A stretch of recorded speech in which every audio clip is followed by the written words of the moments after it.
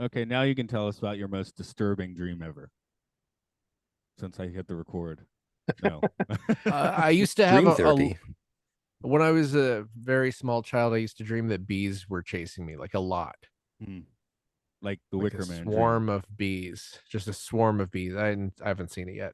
That one. No, you're going to. I haven't I either. So know. Okay. well, Only they seen the said it's good one. bad. They said it's bad. I mean, and this is the thing, is part of it is because you remember that the Simpsons episode where it's like the scary clown bed? Oh yeah, that's fun. Like my mom, I experienced a couple of very similar things. Like my mom meant well, and she just cut out all of the letters of the alphabet and put them around the like, sort of the top of the wall of my room, but they were, kind of slapdash. And Written then in it was blood. like the Z fell off the wall and it freaked me out. Hmm. Like it was very scary. Like when you're a little kid, it's like a big giant Z falling off the wall is kind of like frightening. Did you put it back? I don't remember, but I remember having nightmares about the Z chasing me like a lot. It's always something about chasing you, right? That's when you're a kid. Yeah. So Yeah. don't chase Mark with the Z. Okay. And then Right. alongside my worrying about waking up for this, I have these things where like my dreams are locked and like I have to perform these weird repetitive movements. And that was also stuck. I was like worried about doing that right because I was like, well, how do you do that again? I don't remember, but I have to do that, even though there's no reason I had to do that. That sounds scary. Yeah, I don't know. Why don't we do this episode then? Okay.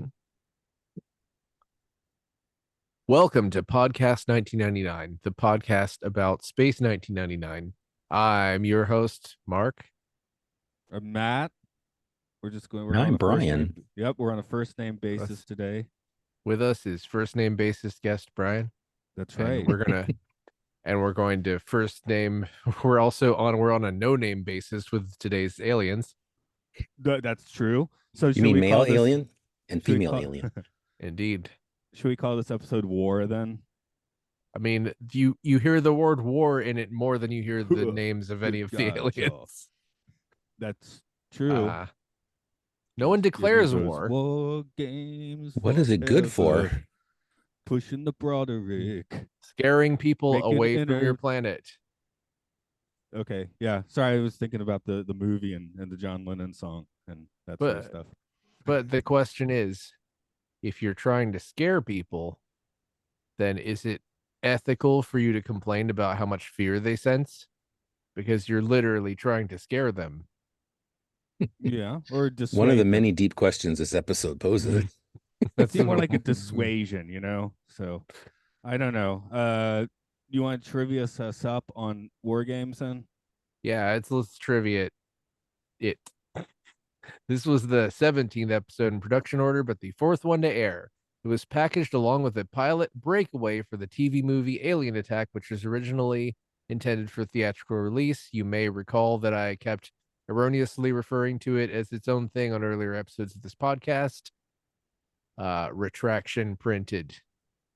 Retracted. This was the second most expensive episode of the entire series behind Breakaway, not just because it was effects heavy and brought back Martin Boer to design several ships. It also reused footage from several previous episodes and nuclear test stock footage, but also because of the expensive costume designs and because there was an aberration in the special effects filming equipment that went unnoticed for weeks. I could not find anything more specific, but that apparently cost them a lot of money.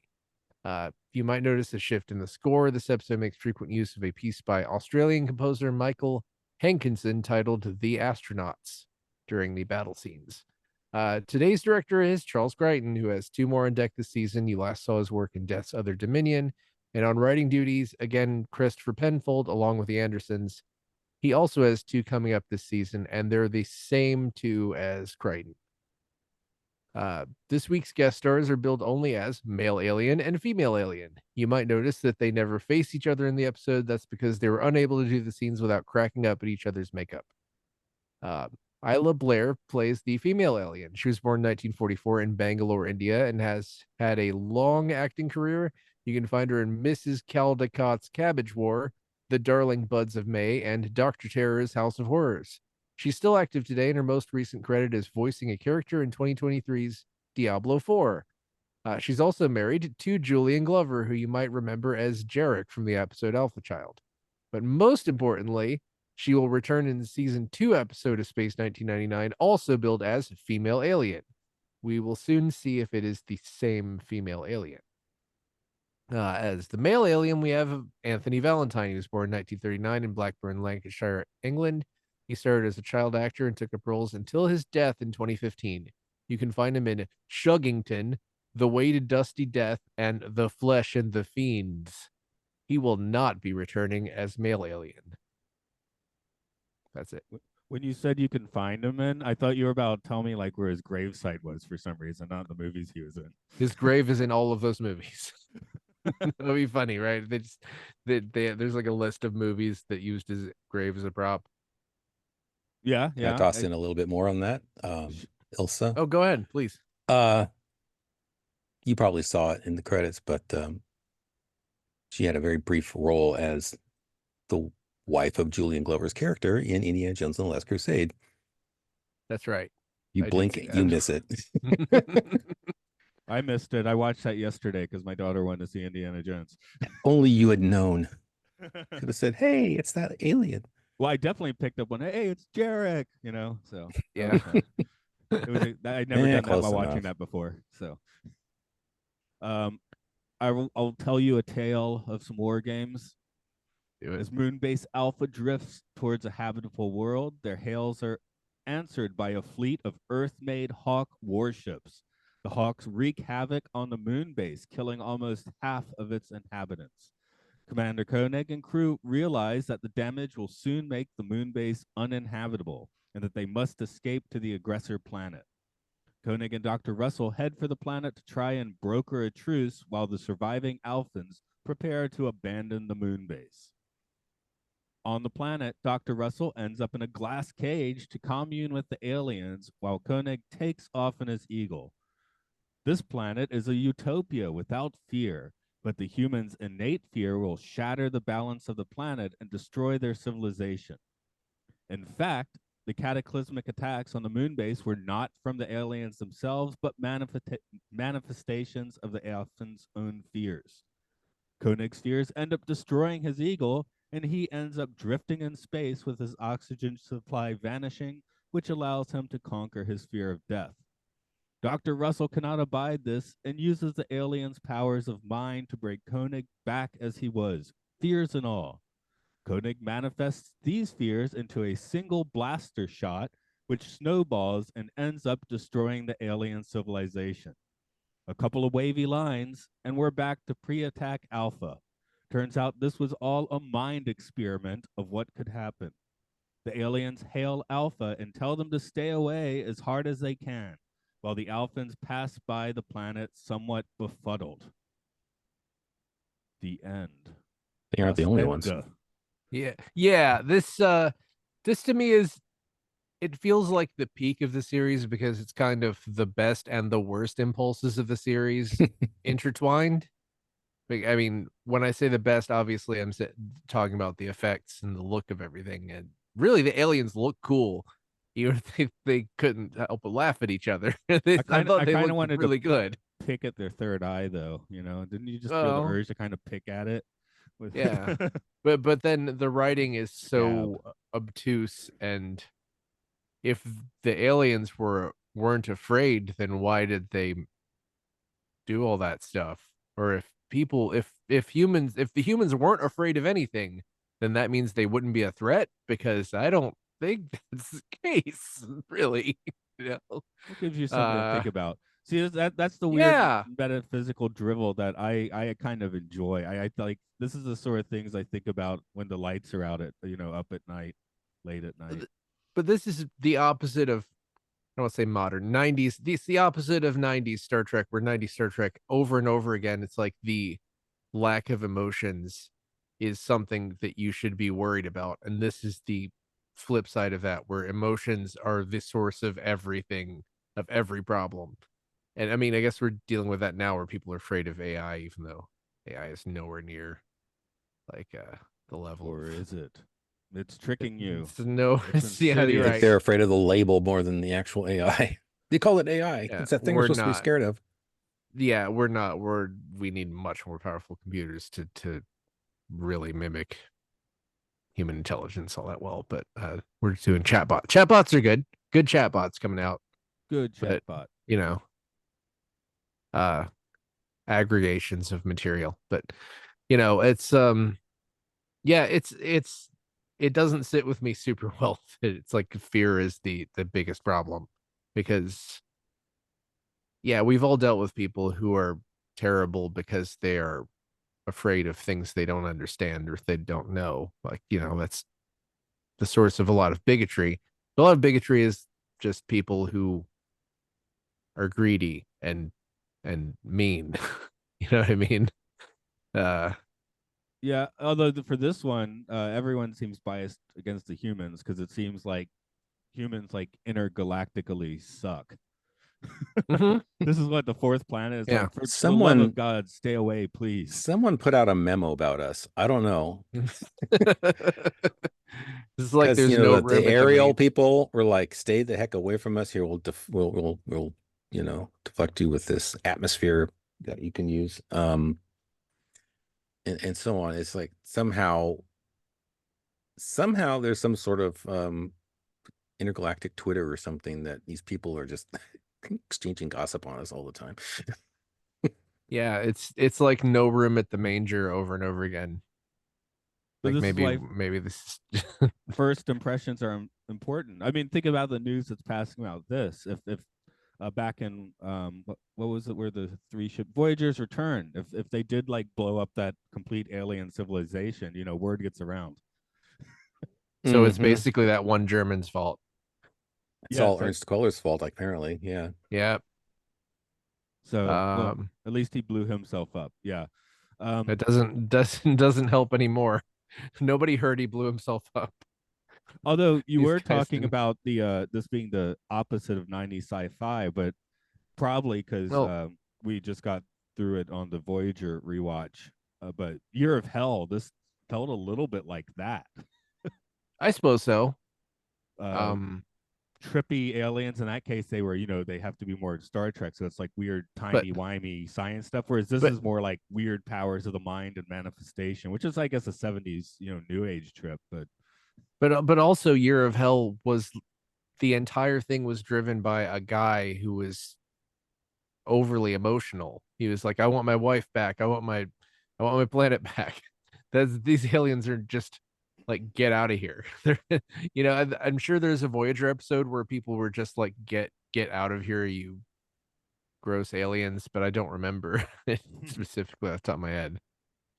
But yeah, for this one, I mean, the aliens have a relatively logical purpose. They run the numbers, and Koenig's going to blow up their entire planet. So it's not like they're wrong. Well, but would Koenig have blown up their entire planet if they hadn't have blown him up in the first place? Because he did go down there specifically to ask for peace. I'm not saying that these guys are like Federation level ethical, but yeah, I don't think that he would have. He didn't shoot anybody until like the very end of all this stuff that happened, and they killed him, blew up his ship, killed 128 people, Yeah. 131 people. So So they were it's the aggressors yeah. So it's by their measure. But it all I comes down to guess that who fires the first shot, basically. yeah. I guess the Eagles fired the first shot, but they were facing against warships. Mm-hmm. So it's yeah. It's just really feels like it crumbles pretty quickly. The logic of this, but considering it is logical aliens doing it, that makes it kind of hard. So the planet's a giant brain. I guess we can Mhm. assume that extends somewhat around the planet. So, because I was definitely reading it as the Alphans basically attacked themselves because of the properties of this area of space. Well, we're I getting like into the question of like, was this an alternate timeline that we peeked into? Or was this purely illusion? Because some things play out very strangely if it's just something that happened inside of Russell's and Koenig's head. we saw, third person perspective. We saw, Victor's final speech, which I thought was pretty cool little speech. Yeah. All these things that were not taking place in their presence. And so it lends to the theory that, yeah, this either was something that was relayed into their mind briefly, or they just was pure synthesized, stuff. I- But it did, so it makes the episode so utterly confusing. It's like, well, how am I supposed to read this? Which way am I supposed to Yeah. take this? There's a reason the episode Yeah. has kind of a split, mixed reactions to it, because some think, oh, it's the epitome of, the metaphysical trippiness of Space 1999. And people say, no, it's just weirdly plotted and doesn't make a lot of sense. Yeah, it did. I would have hated it if it was it felt for a second like it was going to be that Koenig was just imagining this whole scenario and then decided not to fire on the ships, which would have made me mad, but it also would have kind of made more sense than aliens beamed this into your head. It would have made more sense if everyone on the base kind of had that moment of like, did something just happen? But apparently only Helena and Koenig had that moment. And then Helena Yeah. forgot it like a dream. It seemed like, oh, I remember it, but then a minute later she's like, wait, actually I don't. Yeah, So- talking about dreaming and dream logic. I guess that's why I like also Mhm. that the aliens in this like are pretty alien, which is why we're so confused by them. It's like, what game are they running? War games, I guess. But yeah, But how does but this the work? well the thing is, I mean, if they really didn't want the humans to go there, then why didn't they just show them? Oh, they all got blown up. Every single one of them got killed in the initial attack. Right. Why was there all that side? It's like, wasn't there a Simpsons episode where it was like, where were all those side characters in there? Well, yeah, it's It's like, a why did this joke. whole drama play out when you could have just put the thought in your mind directly? I mean, these aliens are probably the closest thing we have to the Telosians from Star Trek. Their sole defense is mental. And so They like glass cages. you're saying these Yeah. attacks could not have ever possibly have happened because those Hawks were never real in the first place. They're nor real that if you Discovery believe ship. in them. And this Discovery ship is back from was it Alpha Child? Painted in Discovery Mhm. colors this time, yeah. Yeah. The one that goes, oh, that must be the Discovery from 2001. And there was like, no, it's not. It was based on it, but not exactly the same thing. But yeah, I think we see it once or twice more later on. Spoiler alert! Just too good of a model not to I mean, reuse, right? yeah, the thing where Martin Boward was listed is, I think, comes back for like 15 total episodes, and we've seen him in about 6. So there's gonna be more of his stuff, which great. I don't know, look great. Ships look great, explosions, maybe a Painted the mixed Eagles bag, but they orange. generally That look looks great. good. Yeah. I mean, it was generally a very nice looking episode. It was just kind of, sometimes it just felt like stuff blowing up for the Yeah, sake and they of put the money watching on the stuff screen, blow all up. right. Yeah, yeah. Blowed up Like, stuff real good. Here's stuff we blowed up real good. You like, it's space. We blew up But thing. I had to roll my eyes at the nuclear stock footage. It's like, really? That stuff was so Yeah. cliche, even in 1975. Yeah. It was so cliche. Watching Yeah, the model of exactly. Future City go down was pretty exciting, though. That kind of made Yeah, up for watching it. that model blow up was pretty cool.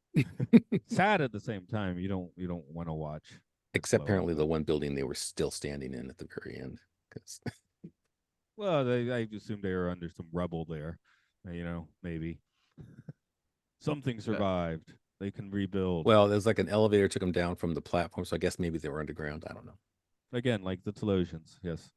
Mm-hmm. Yep. Of course, why would they have the space needles and stuff to start with if they're living underground? But whatever. Maybe that was Welcome all center. illusion. Because aliens that they do actually want to come and visit can enjoy it. That's like, what if it's just everybody except for Earthlings? Like everything else. Like the guys from, what am I thinking? The Caldorians are down the street. They can come Right. visit anytime. They're cool in their robes and their wigs and stuff. They can come Yeah, visit. yeah. I was like, I couldn't remember the name of a single alien race in this, because I feel like a lot of them, you get names of guys, but you don't get the Well, race speaking names of as much. speaking of the Caldorians, that whole brain center they sat in was apparently lots of stuff left over from Earthbound. Makes sense. Essentially that thing. Yeah, space brains. That's something that I don't know, might come up again. Brains I in do space? Possibly I in do space brain. believe possibly one of those two episodes that I mentioned will have the writer and the director of this episode coming back. You think? Maybe? It Yeah. seems to be a motif they like to revisit from time to time. It's like, no, listen here, it's the brain, but it's in space. I don't know, I'm just like assigning them Cockney accents for some reason. Um, They because they hire people for a shilling and a shine. or it's a shilling and a shine for a space brain. Yeah, you write a story about space brain, and we'll give you a shilling and a shine. Yeah. Well, how did you guys take the whole thing where he sort of tells the aliens that humans will survive because of God? That didn't sit with me super well. Well, that's kind of one of the things about the first season is that the writers kind of acknowledge that a lot of really improbable things are happening to this moon and these Yeah. people, and they started to try to weave it in, and that's kind of them acknowledging it, like there's something out there. And in the fandom, I think it's called the Mysterious Unknown Force, MUF. There's something out there guiding the Alpin's journey, and that kind of comes to a head at the end of the season. So, spoiler. Okay. I know that's interesting. That interests me. I'm more than just him being kind of cocky and sounding It's a kind little of little Battlestar Galactica reboot when you think about it, because it seems like they follow a certain destiny in Battlestar Galactica. You know, things happen for a reason. There's some metaphysical level to it, and Walkar I think becomes that space comes from this Jesus. series. I think that Ronald D. Moore acknowledges it. The opening credits of Battlestar Galactica, very similar to the opening credits of season 1 Space 1999, if you ever noticed. There's a montage of scenes from that episode at the beginning of every episode of Battlestar Galactica. That Yeah, came from here. we just had that discussion last week, and I said that I don't like that because I don't want to know things and ahead of time, and I always skip the credits. Well, then don't I watch think- Battlestar Galactica, Mark. I'll skip the credits. No problem. Well, you've been warned. Okay. I'm on record Thanks. that I like it because I don't care that much about getting spoiled, and especially when it's like Well- part of the structure of the show. It's like I understand the desire to get hyped up for things, but sometimes I'm just like I want to be blindsided, especially stuff like last week's episode where it was just a maniac running around with a weird outfit. Yeah, the flash forwards at the beginning definitely made it clear like this guy's going to be a maniac, which I don't know. I guess you could get surprised by that. I mean, I was kind War of Games is until like here's a bunch of explosions followed Yeah. by the explosions you see every week. no, this was punctuated immediately. Koenig says, "We're at wartime. It's time for war." Like it's just Yeah, that I've name dropping of war. yeah. Who's a hawk now? He is the hawk. Yeah, that was the whole thing I've noticed, Brian, is that Koenig always knows exactly what's happening. So anytime that he said, like last week's episode, he said something like, "I don't know if I trust that Balor," and then immediately I was like, "Yep, he's a bad guy." And he says we're at war in this. I'm like, "We're at war. That's it." He knows. He knows I wanted to everything. listen to that episode before I came here. I didn't have time because I really wanted to hear what you guys had to say about it. I think It we was had just a the lot of two of fun you or talking about it. whoever. Yeah. Yeah. It was just us. So I think we had fun talking about it. Yeah. What was I? Oh yeah, I do one positive thing. Despite the violence, Voyager Janeway wants to blow up the ship all the time. Lower Deck Shax wants to eject the warp core. All these guys want to do is Operation Exodus, which does make more sense. Yeah, it's almost like I don't know. It's scarier in this because even though we compare this to Star Trek constantly, everything in Star Trek except Voyager has basically kind of a support system, and even Voyager, They have engines. they They end can up turn. they end up being much more social with other aliens. I mean, after the first couple of seasons than Space 1999 does. So like this Space 1999 is just like the keeps getting turned down for a date to the prom over and over, kind of. Yeah, the You know, Alphans have right? no friends. They have no friends. If anybody who's pretended to be their friend generally has ended up being a murderer. You have You zero know? Facebook friends. I guess the Earthbound people are the friendliest, but they went and put themselves in the stasis. So Yeah, they and they democratically they left and took the worst person with them, sort of, So they even did him though a he solid. died. Yeah. I'm so Kind glad of. they stopped the Sidons from going to Earth and destroying it, because they probably would have shown up at the same time as the Caldorians. Yeah, that would have been Caldorians be awkward. like, "Welcome, welcome to Earth," and then the next thing you know, the Voyager comes along and says, "Oh, hi." There it is. See, I'm starting to think that talking about all this stuff interacting, it kind of makes me think maybe someone should do a reboot of this. You could take some of these plot elements and weave them together in interesting ways. So that's what for would sure. you call the Yeah. reboot? What would be the name of the reboot? Space 2999. Someone was going to do that for a while. Someone was actually Oh. trying to do a reboot of Space 1999 called Space 2099, but it didn't Yeah. materialize. Oh man. It's I like think Maybe it'll just think happen about again it. someday. 3D print everything. Still do the models, but just 3D print everything. And you could do like crazy stuff. Just no one in this day and age, people would totally appreciate it. Nobody would complain about it. I mean, Team America World Police is a beloved favorite, which looks worse than Thunderbirds. So, like, When we talked to Jamie Anderson, he was not a fan of Team America. oh yeah, I Oh, remember he's that. probably saw it a bit of a laugh at his father's work, you think? Yeah, I probably didn't chip in anything either. But, I mean, It's I can interesting. appreciate that vibe. I mean, I was just saying not everyone loves it. I mean, I don't think it's. I mean, it's not a classic, and it's also kind of obnoxious about the politics, and also they just would do things like the whole reason that they take a crap on Michael Moore is extremely petty and has nothing to do with any of Michael Moore's politics. Well, I mean, give it a few decades and a lot of politically charged works. I mean, there are some universal things, like if you're watching like a movie about like the salt of the earth that we watched that Yeah, about the strike. That's still, well, we watched that during a strike. It made perfect sense. But then yeah, some of the more geopolitical stuff, ethical stuff ages weirdly, as we found out from watching Rod Serling's Carol from Another Christmas. yeah. You're like, I mean, you can see where it has a good vibe, but you're like not sure what they're trying to say anymore. Well, it's just sort of a thing where it's a weird thing where it's boomers trying to convince boomers of things that now boomers are using as justification for going to war in Afghanistan or something. Again, the politics age weirdly is the point. Yeah. Which, I mean, Space 1999 is enough of its own metaphysical arts or whatever that it doesn't get very political, at least, just metaphysically. It doesn't. Weird. I don't know what the politics are here. It's just don't be I wonder afraid. how these aliens would have reacted to Peter Sellers from Carol for Another Christmas. He came strolling in there talking about the individual me. It would have been like, "You're not afraid at all. We love you." I get along with them. It's true.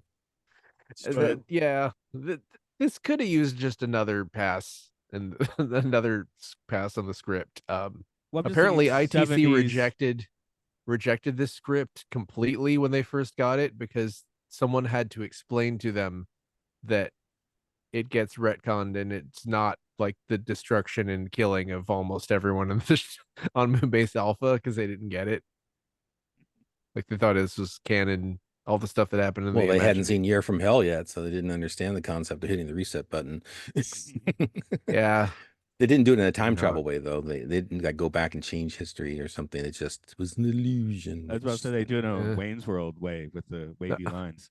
I know there's something. Yeah, I know there's something. There is an episode of something that does this exact thing, and I cannot remember it.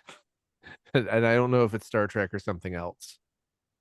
It's like, and that's a good reason why you don't remember it, because a lot of people think that's a really cheesy plot device. It's just, everything goes back to normal, when, well, that happens in most episodic television. I think anybody going into this would saw semi-major characters passing away, let alone half the bases, as okay, this is got to be reset somehow. Is this Space 1999's first hard reset? I think we haven't done a hard reset. So I mean, 17 episodes in, I guess you get one. I don't know about that. I guess so. I mean, they got an atmosphere, then the atmosphere is taken away from them. Yeah. They all went Did down to you- Puri, but then they all came back and brought all their consoles with them so they could put them back in the mission where they belong. Another time, another place, does that count since they like had another of Yeah, them okay, that got yeah. reset? I don't know. That We might still not don't count. really know how, if in any way that fits into some sort of overall chronology, because I don't think anybody was trying to make a overall chronology of I a mean, through plot line through the series. It's very episodic, and so it's very disjointed. You can't really figure out what went where. but yeah, I don't think this counts as a reset because it was just aliens were forcing them to play a VR game basically, and a VR game that didn't make any sense really. You know, Those it's are And the just only best two ones. people, and they yeah. didn't remember it for more than about half a second, just long enough to say, "Hold your fire." I guess they're smart enough to know that people will listen to Koenig and wouldn't just be like, "I'm gonna shoot him anyway. I don't care what you say." You know what I mean? It's like uh, I don't like the fact the script calls for Koenig to be ultra belligerent, even though he has a good reason to be. I think yeah, there's it's like, getting more like that. It's just even though I love the chance for Martin Landau and Barbara Bain to just scream a whole lot, and I think Bain gets more screaming in this oh Yeah, episode. I was about God, to say so she's a much screamer in this screaming one. I wrote, what did I write near and the end? wailing, a lot I of wrote wailing. I wrote Yeah. Helena is not being cool as a cucumber. Whereas Koenig seems primed for the Major Tom trip, especially the end of it, as we see in Bowie's Black Star video. Yeah, but again, the only reason he had to confront his fear of death was because the aliens blew up his ship. So it's like I don't I don't know. But This then doesn't work.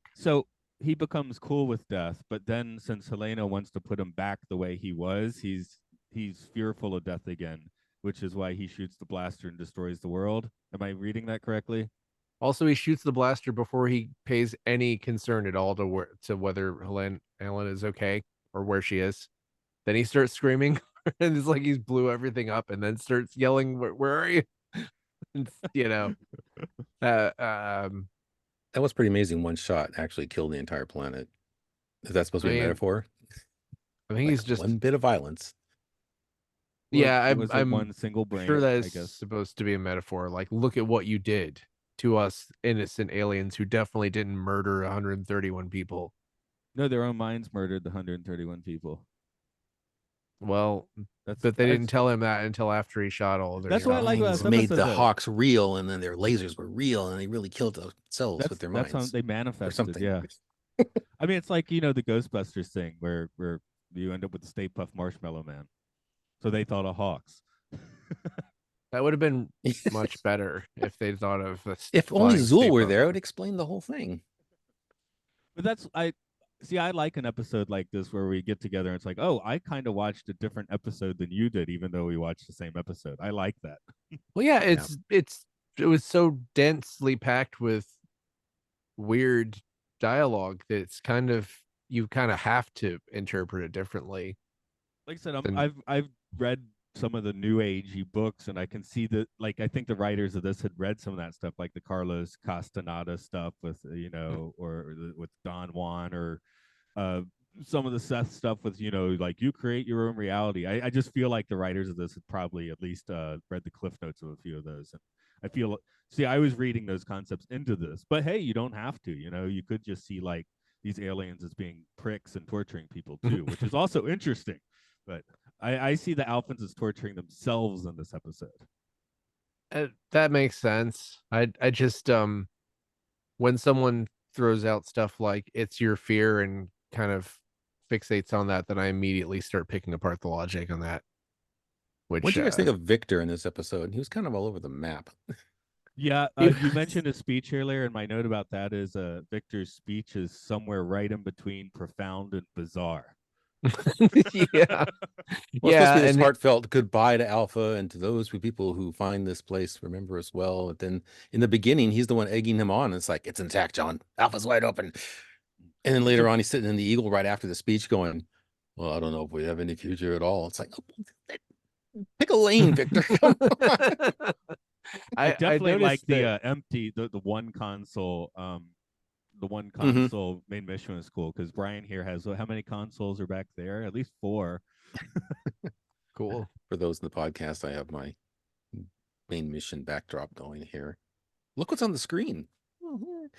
Yep. It's the first branding we've done, I think. Well, I was gonna say, I did notice that Victor was very. He seemed really, and any of the reaction shots when they were sort of going to war and Eagles would land a shot somewhere, there was always a weird cut to Victor and a couple other people looking really happy that they got, which seemed really inappropriate considering that they were definitely taking much damage. They're sort of like, Yay. I don't know. One thing I Some of the would be directions a little confused by. weird. One thing I would be confused by is why didn't they send all non-essential personnel underground a whole lot sooner? Like immediately. Yeah, you don't need the outer Yeah, why? technicians there to get, depressurized when there's clearly several attack vessels coming in. Move them underground now. Oh, but that did look really cool whenever we got depressurized. Oh, yeah. Okay, that's why it happened. Koenig was like, "I'll look a lot cooler if I just wait," and we watched a few people fly out the bulkheads. Yeah, like in the last Sunset, there wasn't really a good narrative reason to have them take that canister inside and then have it blow up and shoot gas everywhere, except it looked really cool. See, in the last Sunset, I really did feel like the aliens were kind of torturing them, psychologically torturing the Alphans. Whereas this one, What? I was going to Dumped be a like, bunch of hallucinogenic fungi on their planet. What could happen? What could go wrong? it's like that was for the party. They're like, you could drift through and party on these things, have a blast. This is for the party. They're supposed to have a rave or something. The spores were not actually from the aliens. Paul had been harvesting, not Paul. He finds them. So Alan had been raising a little crop on the side. Yeah, that makes sense. Maybe some science experiment that was tossed out the window at some point. Not a science experiment. That's a stash. It just hit his drug. He hit his drugs when they were just leaving Earth, and they mutated. You got the surface of the moon. I think that one kind of worked better because the aliens didn't really like tip their hand until the very end, and this is sort of they show up kind of right away and start saying stuff about fear that doesn't necessarily make sense. They live in a weird multicolored glass museum in this one. I mean, yeah, it looks great. Everything in this looks great. No complaints about that. But just it's more of kind of the psychobabble from the from Collision Course, where it's sort of just a bunch of talk about things that don't necessarily add up. And it could have made sense. You could just replace some of the dialogue with some other dialogue. Even if the dialogue was like, "We hate you. We will kill you if you do not leave. Get out of here right now." Yeah, I kind of compared them. I compared them to the Telosians, but they have totally different motivation. There's like, GTFO, we don't want you around. Whereas the Telosians, like, we're going to lure you in and use you as slave labor or something until we are convinced otherwise. So, yeah, so it was a different take in that regard. But I don't know if we have anybody else in the series so far that's been quite so alien. I mean, some people are, one of the criticisms is like, these people talk exactly like you should not have aliens talk, which was a very, kind of monotone. Yeah. We do not want you humans, That's sort of a dialect. And it's like, why did you make that choice? Couldn't you get a little, I guess they're supposed to be emotionless or something, right? Beyond. Yeah. Because they looked good. Like compared to the other aliens in this series, a lot of aliens are just guys with no makeup. Also, or just dressed strangely. Glass cases, it made them seem kind of like toys. So it seemed like okay if they sounded like stereotypical aliens. It's like the toys in Toy Story talking to you.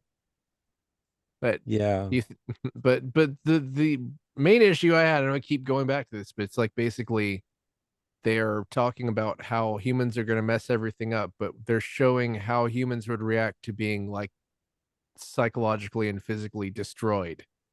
And I don't and they're warning humans, this is what will happen if you come into our orbit. It's sort of like, it's like the thing where somebody's just like winding their fists up and walking towards you and be like, not my fault if you get hit. It's exactly that. Except we're going to push all your buttons to prove our point. Yeah, because like even if it's in a whatever hallucination, nobody's killed a third of the people on Alpha so far this entire series. So they're, you know, um, and maybe if they'd shown them a future where they don't attack them, oh, with ships that are That's from the their rest own of the mind, series. where they don't. Yeah, it's like they. Okay, yeah, the ships were from their own mind, but they wouldn't exist if the aliens. Oh God, I don't know. Why Now, couldn't they just now sent it's them a fruit basket or something? Just say, it's nice to meet you, but we really don't need you guys moving here. Bye. And Fresh it would fruit, also, that's be great for conveniently, people on the the moon. next solar system is like 6 months away. Victor said, where again, think about they ignore the vast distances in interstellar space. It's like every few months we pass by another planet. think about how awesome this episode would be if the way that it happened was the humans show up, they're like, "Hey, welcome," and everything's cool, and then I don't know, Koenig accidentally pushes that button and it blows up all the stuff. And then we cut to the end where it's like, see, this is what would happen if we like So planet. you want to see a Mr. Magoo it? Yeah, why not? Or Wesley It makes Crusher. more sense. Yeah, Wesley Crusher it. Shut up, Wesley. Let's talk our percentages. How much of this is existential dread? How much of it is sci-fi fun? Oh That's God. a rough one, really, because it's Yeah. supposedly kind of all existential dread, I think. Yeah. It's the end of everything again. In the worst possible scenario, we get it. But there's a lot of sci-fi fun in the budget with the spaceships and everything. I mean, again, the episode gets high marks for its effects and stuff going on here. It's just spectacular to watch all these battles and stuff. But in the end, it's more like you have no place in space at all. That's like, damn, that's a sick burn, man. Well, they got a place on the moon. Well, No, are they in contact with just these other intelligent forces that are apparently guiding them? Apparently not. They didn't get the memo that they have some sort of destiny, apparently. Well, if someone comes by and you hear they have a destiny, but you don't like them, you might try and get them out of your house as quickly as possible. Does their destiny concern us? No. Okay. Goodbye. I guess I'm putting this mostly because of what you just said. Like, yeah, it's all existential dread, but there's so many cool ships and explosions. That's an 80-20 for me, I think. 80 dread, 20 cool explosions and models, and orange eagles called hawks. Yeah, that's that I'd call that pretty good. that's what I was already gonna say. So yeah, I agree with that. Because you Okay. can, Let's yeah, make it you can't unanimous. 80-20. 80-20. Yeah, because sometimes we have wildly different numbers, so it's kind of interesting.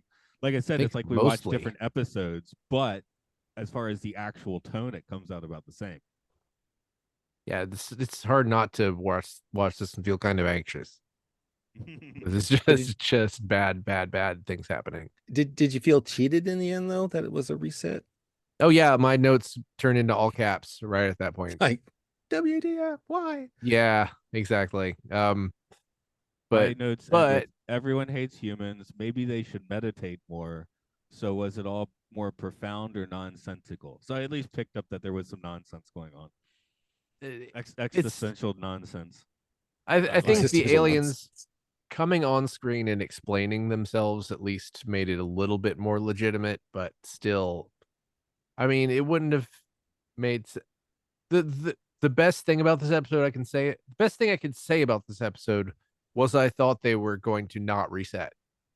So I thought they were really just going to keep the 130 people dead and continue on with their space mission. I mean, they If it could had have. been, yeah, but that's the thing is that at least I was not just cynically sitting there like, oh, come on, this isn't really going to stick. Come on. Like, I mean, even even a lot of Star Trek does I that think where I'm that's like, because yeah, they that's don't just off any actual main characters except for the is he a nurse or a secondary doctor? I don't remember, but yeah, because he gets blown out and we see him every week. But Dr. otherwise, Matthias. yeah, there we go. But Yeah, otherwise, that's it's kind like of low Understood. stakes killing him off, right? Because he yeah, could be gone forever. So you think, okay, maybe that's his exit, but because it's not. near the end of the episode, everyone's in main mission. You know, like all the regulars and some extras. It looks And they busy make in a main point of mission. Helena calling him saying, false alarm, Bob, just to make sure you know that he's still alive. Yeah. Yeah. So Okay. Bob lives to Bob another day. Yes. I guess we'll shut this one down unless someone has some final thunks on it. Well, you know what? You know what you should be afraid of? People who don't have any fear. They're really scary. Like I Daredevil. don't know if you've I mean, just like somebody who drinks a ton of whiskey and then drives their car and then That's different than gets fear, married though. in Vegas to someone they don't know and then starts just shooting up the place and then pisses all over the bar where all the dead corpses are and then Okay. apologizes for This Mark nothing. stream last night. This is called a riff. I don't know what I'm talking about, but yeah, generally, from what I've seen, people who fear is there for a reason. It's a useful emotion. I'm far from the first person to say this, but I think that even though fear is treated very negatively in this country, where we're supposed to be super ambitious all the time and go for the gold and grab the brass ring, etc. It exists for a reason and is a useful emotion, and it's important to remember that sometimes. Are Because you saying a world fear without is fear would be just impossible or too well, boring, or we'd I all get mean, wiped out by the first aliens that came along with their eagles? What if I feel we like a put world our without fear would be what is that, Dune? Because it's the mind killer. Mm. Oh, I right. don't know. Yes, the mind A killer. little death that brings total oblivion. Well, it Fear certainly is was the in this mind. episode. Mind killer. Yeah, it was fear. This could have just been called "Fear is the Mind Killer." Anyway, What about the idea that you recognize your fear, put it aside, and then make a rational decision? Because that's you're not of going to be course. okay. You're I not going mean, to be drinking I'm whiskey not in that saying that. case. Yeah, I'm not saying that you should take your fear and wear it on your sleeve at all times. But it sometimes it helps. And Because just maybe. their fear makes them make bad decisions. In this, once Koenig gets his fear back, his first thought is to blast and then look for Helena, like you said, which is extremely non-practical. But you wouldn't really be able to blame him if he just blasts them because they're jerks and he wanted revenge. So I guess revenge is probably more bad than fear is, actually. yeah, I did have one other observation. Mhm. It's courtesy of John Kenneth Muir in his book Exploring Space 1999. Points out that Helena is like a magical being. She's like Space Jesus because she keeps resurrecting Koenig over and over again. Matter of life and death. Everything blows up. The moon blows up. And she just wishes it all back to the way it was. That's a good exactly point. what happened in this episode. Yeah, that's a good point. She's got some And Well, she's Space powers. Jesus. yeah, another time, another place. There was at least the other Helena. Okay, now I'm starting to break my brain remembering exactly what happened in that episode. I think the other one died because this one was alive, but then Koenig didn't die, but the other Koenig died. I think anyway. It's fun to watch Mark try and think out Ruined loud everything. in real I've time. ruined everything. Yes, I think also really cool outfit when she was in that glass case with that lavender flowy suit. Big part That's of the where budget. part of the budget went. Yeah. Yeah. Those costumes. At least they Yep. recycle the alien makeup next season. Hint, hint. Okay. Interesting. We are back to tell you, hey, remember not to be afraid. Okay. You're talking about. I thought you were about to do the plug that way. You could do the plug that way. No, I'm not doing the plug that way. We are Podcastios on Patreon. You could support us. We do this. We talk about the Twilight Zone on Time Enough Podcast. Really good movies, really bad movies on Films and Filth, coming out of the monotone, doing video games You're with just us, speeding Pokemon. up. Pyro Field Report, game show. Sorry, slow down for the show. Okay. Brian, you got anything to plug? I never have anything to plug. He's kind of plugging I us figure with the I podcast. I just keep sit here. asking. I just sit here Yeah. at main mission waiting for them to next call from you guys. All right. He put our plug on his wall. You can see it back there if you're watching. Oh, nice. My screen isn't quite that. Oh, my vision isn't quite that good, but yeah, okay, I can see it.